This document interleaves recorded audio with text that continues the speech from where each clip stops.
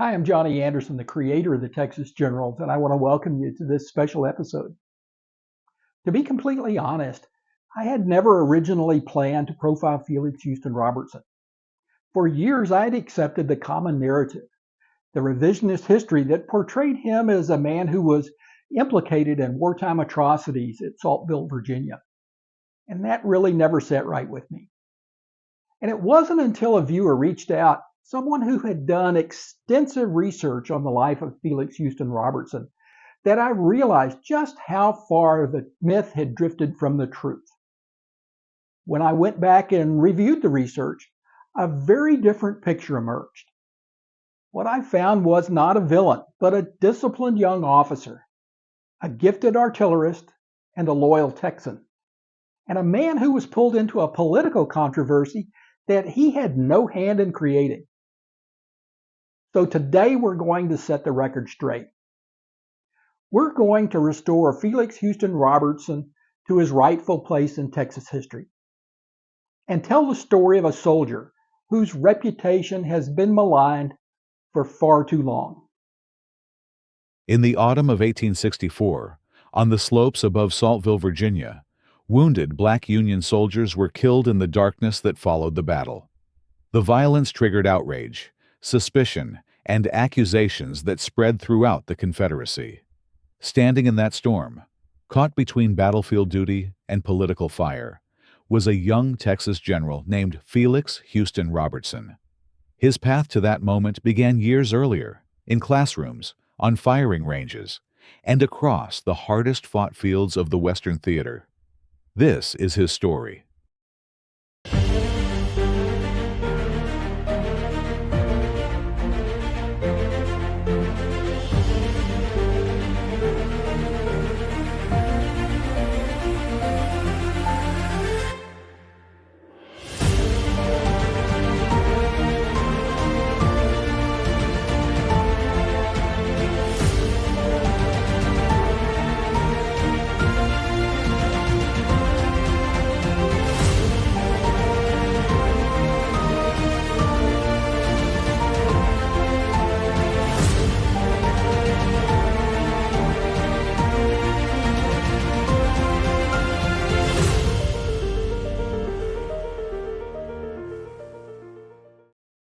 Felix Huston Robertson was born on March 9, 1839, in Washington on the Brazos, a frontier town that had once been the capital of the Texas Republic.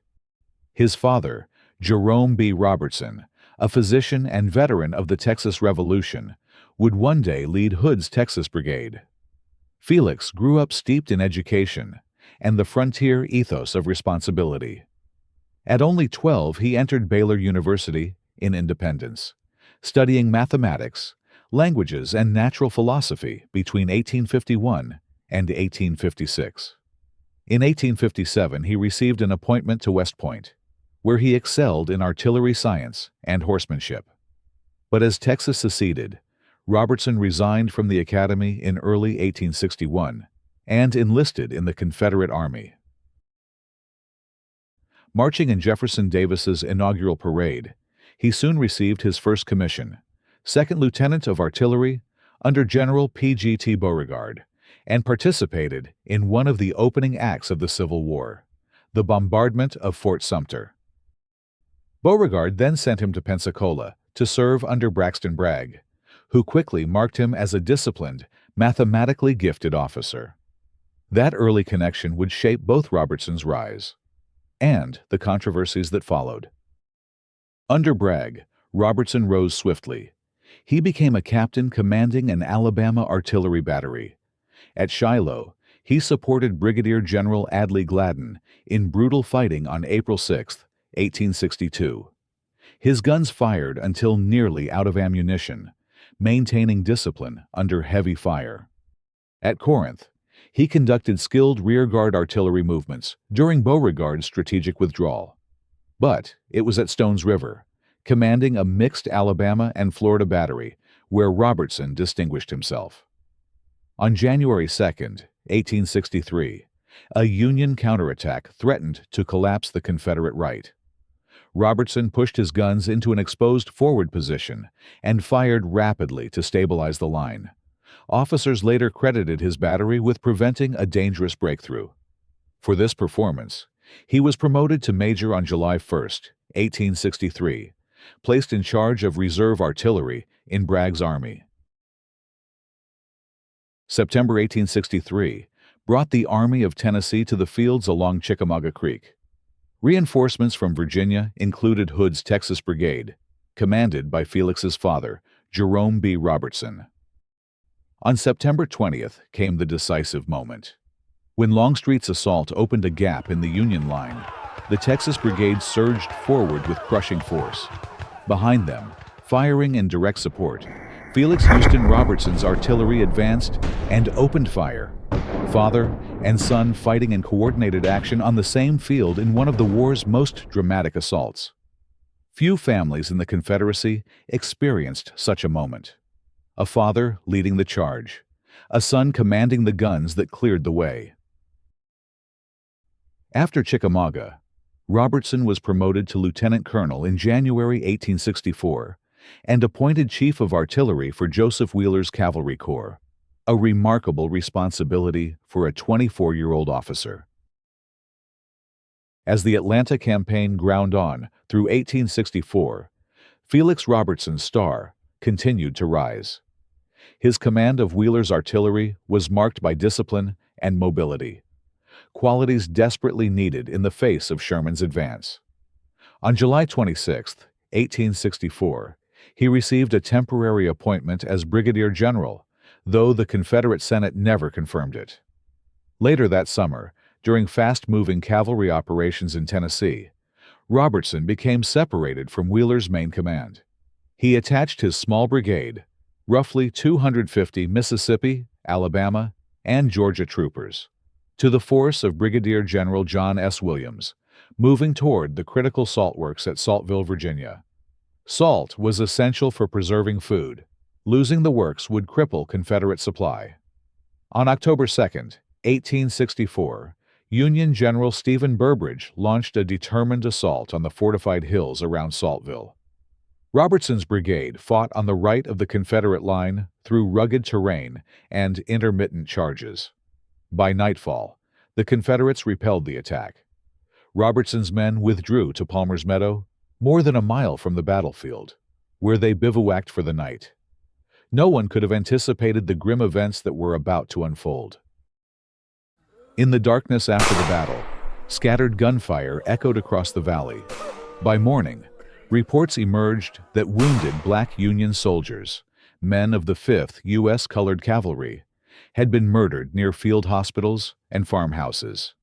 Modern examination of service records, burial rolls, and wartime correspondence suggests 5 to 12 men were likely killed in the immediate aftermath, far fewer than later sensationalized accounts, but still a tragedy born of bitterness, race hatred, and the chaos of irregular warfare.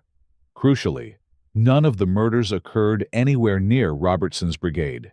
His men remained at Palmer's Meadow throughout the night, and at dawn were already marching west in pursuit of the retreating Federals.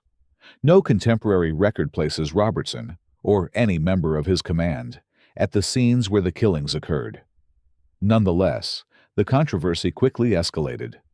John C. Breckinridge, already embroiled in a bitter personal and political feud with Braxton Bragg and his protégés, seized upon the rumors and directed a pointed accusation toward Robertson, implying responsibility despite the absence of evidence. A court-martial seemed possible, until the Confederacy collapsed before proceedings could begin. But the truth of what happened at Saltville was becoming clearer. After Saltville, Robertson made his way back to Georgia in an effort to rejoin Wheeler's cavalry. On November 28, 1864, during the Battle of Buckhead Creek, he was wounded while directing his men in a sharp mounted engagement. The injury ended his active campaigning. He spent the final months of the war recovering and assisting in the reorganization of scattered Confederate cavalry detachments. After Lee's surrender at Appomattox, Robertson surrendered near Macon and received a parole from an old West Point classmate, Union General James H. Wilson. After the war, formal investigations sought to determine who was responsible for the killings. Testimony from soldiers, officers, and civilians consistently pointed toward a notorious figure: Champ Ferguson, one of the most feared guerrilla leaders along the Kentucky-Tennessee border. Ferguson and his irregular band had long operated outside Confederate authority, answering to no chain of command. During his post-war trial, he openly admitted to killing wounded Union soldiers, including members of the 5th U.S. Colored Cavalry, and justified his actions as part of his own violent brand of warfare. Arrested soon after the war ended, Ferguson was charged with 53 murders, several of them from Saltville. He was found guilty and hanged on October 10, 1865.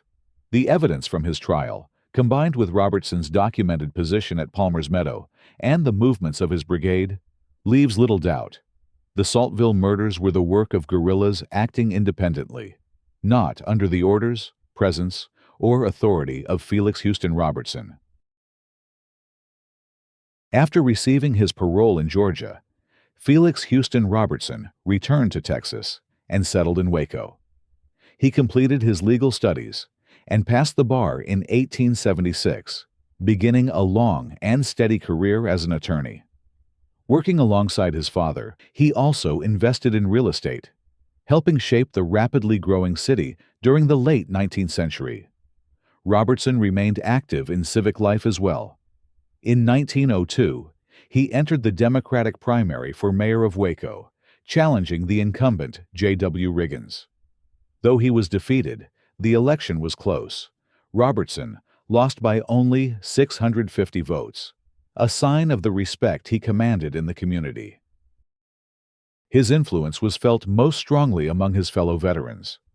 Deeply involved in Confederate memorial and veterans organizations, he rose to prominence within the United Confederate Veterans, serving as Texas Division Commander in 1911 and later running a close race for Commander-in-Chief in 1914, losing by only a narrow margin to Bennett H. Young. He was also a regular speaker and honored guest of the Hood's Texas Brigade Association, preserving the history of the brigade his father had once led and the men with whom he had marched and fought. By the early 20th century, Felix Huston Robertson stood as one of the last living links to the Confederate High Command in Texas, a man whose life bridged the Republic, the Civil War, and the dawn of the modern age.